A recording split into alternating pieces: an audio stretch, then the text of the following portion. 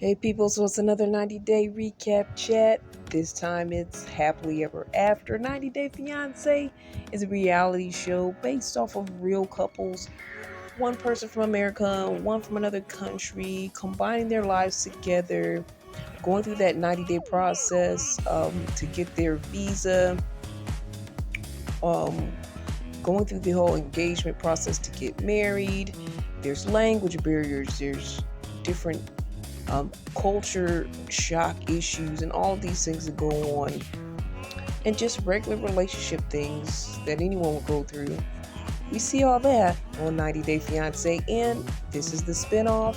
One of them, Happily Ever After. Okay, let's get into these couples. We're in the last couple episodes for the season goes out, and it's to the tell all.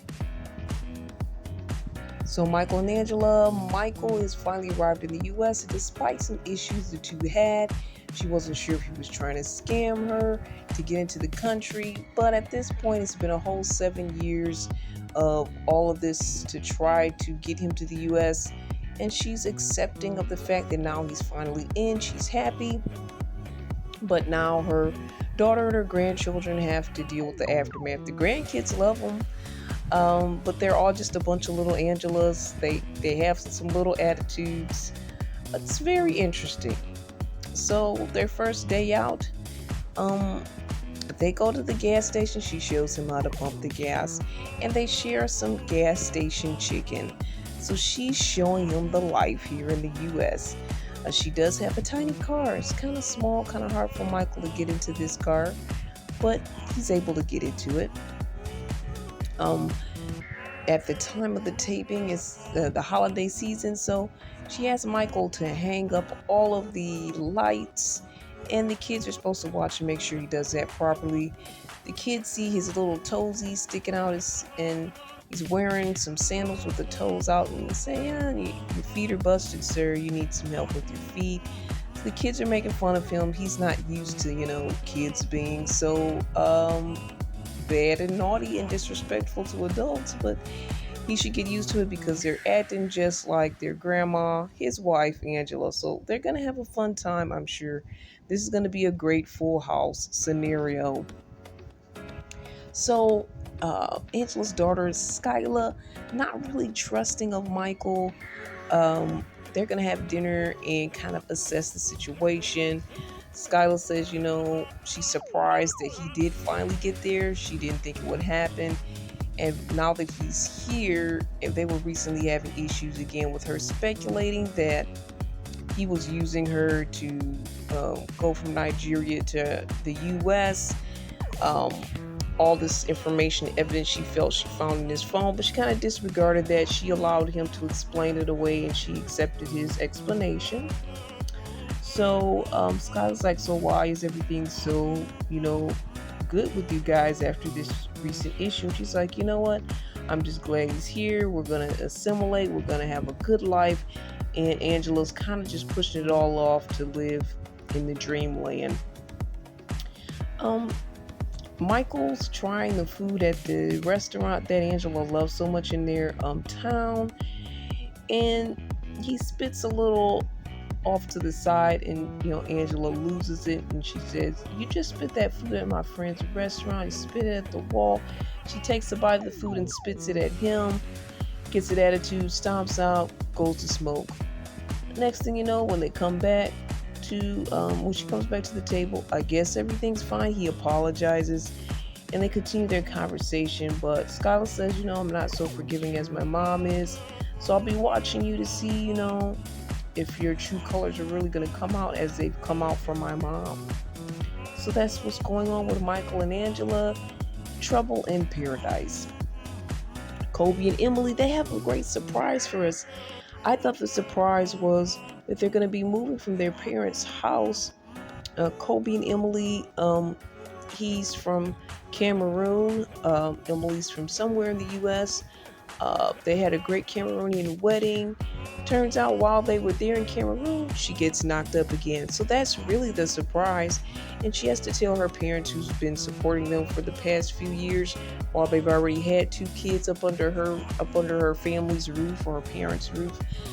So they're a little perplexed at this time. They're like, we should let them figure this out. They say they're looking for houses, but we're not sure how great that process is going. Emily says she's not happy with anything she's seen. So I think the parents are kind of getting fed up. Emily's parents, the kids are happy. They were the ones that kind of let the cat out of the bag, even though they were planning on telling them, but the kids kind of murmured it out. It was like, what? They were like, what's happening? So Colby promised they wouldn't have a third baby under the roof of his mother and father-in-law's house, but it's happening. So they're going to try to find a place before that baby arrives so that they can in some way keep their promise. All right, Patrick, Thais, John, and Dad Carlos. Carlos and Patrick. Patrick is his son-in-law, but he doesn't really want to claim him because he never really got the blessing to marry his daughter. So they're trying to figure out a relationship. His brother John, who doesn't know the language at all, completely bonds with Carlos right away. They use the little phone app to kind of connect and talk. And John, Pat's brother, says, he's not good at sharing his emotions, just kind of give him a chance. So Carlos kind of opens up to the possibility of, trying to build a relationship with his son-in-law, even though it was kind of bad blood earlier on. So yes, Pat says, Patrick says, do you want to go take a swim? So they take a swim. So that's step one. Step two, I think they go to dinner and there's a pool table there. So everyone else, respectively goes to their quarters and the two of them get a chance to talk. And he just expressed his concern. Patrick was like, well, when I asked you the first time, you rejected it. So, that really made me feel bad. He was like, well, the way that you approached me or whatnot, it hurt me the way you did things. And Patrick's like, I wasn't trying to hurt you. So then he was like, okay, so can I have your blessing? And Carlos, the dad, he's such a softie. He seems like a man's man, but he just started crying. He was like, that's all I've been waiting for. He hugs him. They get to share a couple of hugs together. The blessing has finally been brought. It's a beautiful thing to see Carlos. He was just a big softie. And then I was also thinking to myself, maybe, just maybe, Carlos can kind of be a father figure to Patrick because Patrick's dad is not really the best. He's a little bit of a moocher. His love seems to be a bit conditional. At least that's how Patrick feels, and he's up for the conditions because he wants his dad in his life. So I feel like Carlos could play a nice role in being a father figure to Patrick. But it looks like later on, him and his dad are going to try to talk over some things. And John and Thais, and John, that's Patrick's brother, Thais is Patrick's wife, they haven't really been on the best terms. But he said, I'll be on my best behavior for the baby Elise's birthday party that they're having there. He says he loves little Elise and he loves Patrick, his brother. So he's going to try to do his best to, get along with Thais. And she says the same. So I guess things are getting a little bit better between them. All right, down to Gino and Jasmine. They had some tension last time, a fight, some argumentative things that happened between them, which is not unusual. But we're now looking at the pageant. The pageant is ending. Jasmine's hoping that she wins this pageant, but she doesn't win, but she wins one of the titles of Miss Latino World. And she's excited about that win. Gino's smiling in the corner as if he had something to do with it. And, she's not giving him any credit at all. She says she's proud of herself for her win. They're still in the argumentative stage. He's trying to show her love after her win, but she's, needs space from him. She's still upset from their argument last night. So that's the big issue. She kind of feels bad that the pageant is over because it was the only thing that was giving her a boost and making her feel happy. But it's over now. At least she won a title. Then they start fussing and arguing about, he's like, well, all you don't ever give me any credit for anything I do for you. Um, and the paperwork, and she's like, well, I thought you said you already did my paperwork to be a permanent resident, and now you're talking like you're still doing it, so she doesn't trust or believe him. And so there's an issue with that. That's kind of how they leave it, but they just got a lot of issues. I really don't know at the end of the day how everything's going to work out with those two, but I'm sure we're going to be seeing some more fighting, yelling, cursing each other out a bit. Jasmine does it more than Gino, but he has his moments. Um, doesn't seem like a happy relationship to me. Definitely not a happily ever after scenario. Then Rob and Sophie, they've been going back and forth. They're a fairly young couple. She's very young, and she's 24, and I think he's like 30, 32 or 33, something like that. But they just keep going back and forth, upset each other, not able to work it out. She keeps going to her friend's Kay's house, and Kay is a lesbian, and for all intents and purposes, Sophie is bisexual. So that's an issue right there, a possible issue, but supposedly nothing's going on between them. But Rob is just tired of the back and forth, how she's never home, she's staying with her friend all the time, she's always upset at him. So he's like, you know what, I'm just going to tell her that I'm done. I'm not happy with the situation. So he meets her up at Kay's, and she's like, well, what do you want, basically? And he's like, says, I'm done, and he gives her this whole little thing he wrote out, which I'm glad he wrote that out. It makes sense to write stuff like that out when you break up. I think sometimes people just start fussing and fighting and talking about all the bad things, but he strategically wrote it out, so he'll just say what needs to be said. Sophie didn't take it well. She barely let him finish, and she ran into the house, slammed the door, and she kept saying, why you want to break up with me, why?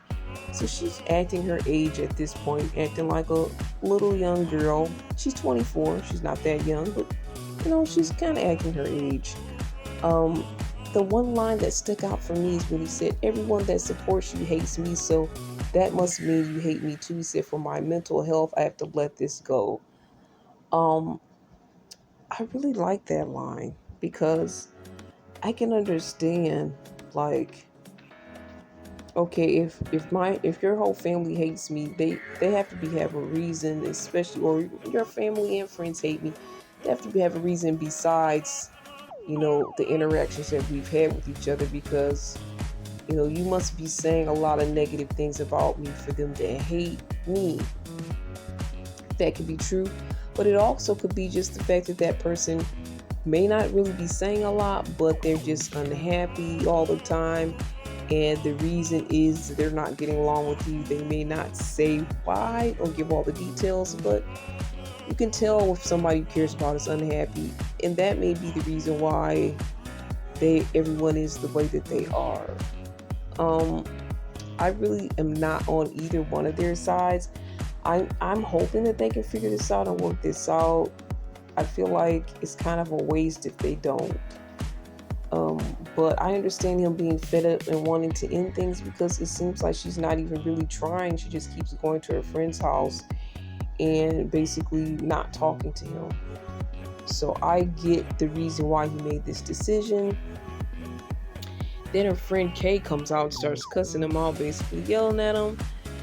And, she was like, well, this is my property, you can leave. So he says what he says, backed her and starts to leave. But then he comes back and like, no, I'm going to defend myself. It's like, basically she doesn't really need to be in their business and all of that. And it's really between them.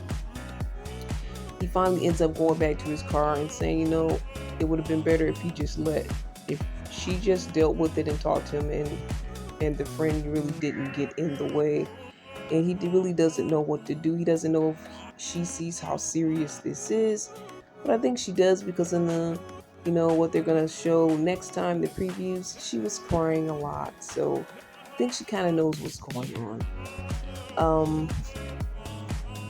Alexi and Lauren. She celebrates her full recovery from her mommy makeover plastic surgery situation. The family's all there having a family dinner. Everybody's like happy that now she can do more with the kids and all of that. But she mentions, you know what? I like bigger boobs. The fat transfer didn't really take very well in that area. Um, and her mom is like, you know what? I was happy for you that you're done with this, but you don't need to do anything more. If God meant for you to have bigger boobs, He would have gave them to you. And it was kind of funny, but it's true. I mean, like, moms just basically say the truth. But she said she's not really satisfied, and it's gonna be about a year. She can't do it before a year because she has to fully recover. Um, and then she says, you guys know I have body image issues. And I think her dad said, it could be something addictive and addicting for you to just continue to get surgeries. Honestly, if you know you have body image issues, and someone on Twitter and some of the other outlets I look at that have thoughts on 90 Day, they're like, you need therapy. At the end of the day, that's really what she needs. It's not about keep having surgery after surgery. And her husband's like, she looks fine. He can't take her doing another surgery. And she's like, but it's going to probably be a year from now. He's saying no, he really doesn't want her to do it. And he's saying everybody has issues. They have at least one thing that they don't like about their body. It's natural, it's normal. But maybe for her, she doesn't feel that way. But she's so worried about, let me get a career and let me do all these things. What she really needs to do is focus on that area of her life, her mental health, and try to heal from that and recover from that and learn from that. And I think that should be her focus more than trying to get a career at this point in time.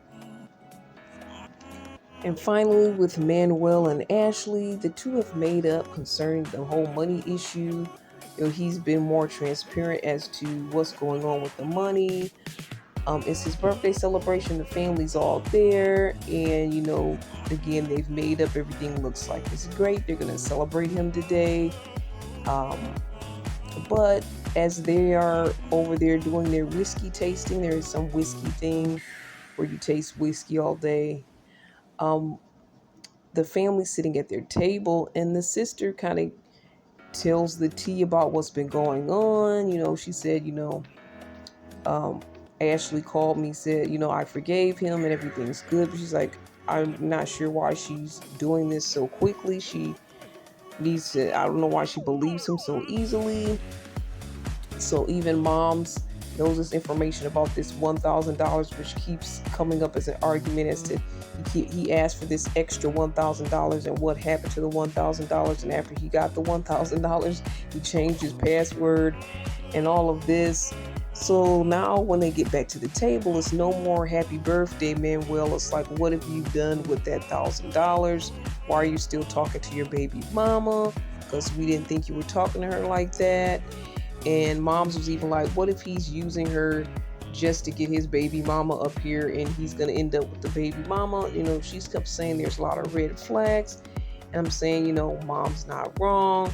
I'm thinking things are squashed, but sister gets back in and instigates. And even though I respect the sister for doing so, I feel like she should have picked another time, not the birthday. But hey, what has to be done has to be done. I guess this is the only time all the family and friends are going to be together. So everyone's jumping on Manuel's case as he's probably used to.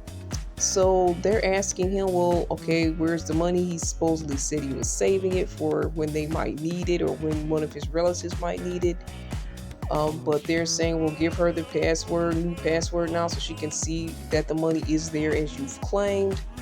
And I'm like, well, why can't he just open, the account and show her from his phone? If he doesn't want to give her the new password, at least he can show her from his phone that the money's still there, or open the app or whatever. He doesn't want to do that. And then he's like, basically, you know what? There is no money. So everyone's like, oh, you are everything that we thought you are. you're a liar. I mean, that's what it looks like as far as it's ending up. We don't get to hear their reaction and their response, but they're like, wow. Once he said there's no money, they're like, oh, you're just what we thought you were, basically. So that's how it ends. 90 Day Fiance, Happily Ever After. Got another episode. We got the tell all. So we'll talk more about this show and others as we talk about faith, love, and trends. What are your thoughts?